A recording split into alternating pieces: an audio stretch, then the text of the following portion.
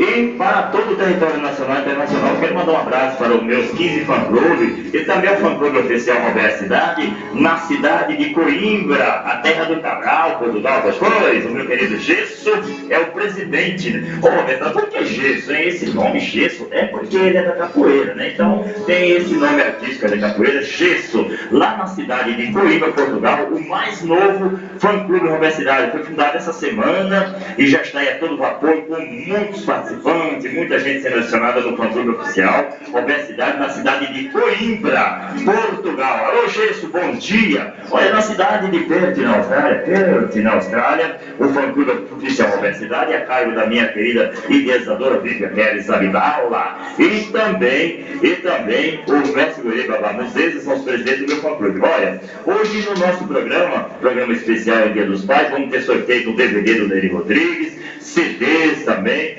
do Zé Ribeiro, da Beth Lima, também CD do Neri Rodrigues. Olha, você não pode perder, o programa de hoje está imperdível. Você já não está perdendo, já está ouvindo, né? Então passa para os seus amigos, para os seus vizinhos, para os seus vizinhos, para os seus parentes, ligue, vamos fazer uma corrente, vamos homenagear o papai, vamos homenagear o vovô, e a mamãe também, que faz papel de pai, tem muitas mães fazendo papel de pai. Aqui eu mando as minhas felicitações, o meu abraço, o meu carinho, tá bom? Olha só, a minha querida, também a Toninha Vieira, que é a secretária, é a produtora, é a empresária do Neri Rodrigues, também fazendo papel de pai, né? Beleza? Olha, e sem mais delongas aí, vamos chamar aqui no nosso microfone, já, ele agora nesse momento, Neri Rodrigues, daqui a pouco Beth Lima, daqui a pouco Zé Ribeiro, o casal 20, nós já batemos um papo gostoso com eles aí na sala de visita, já cantaram, já tomaram cafezinho, já tomaram suco,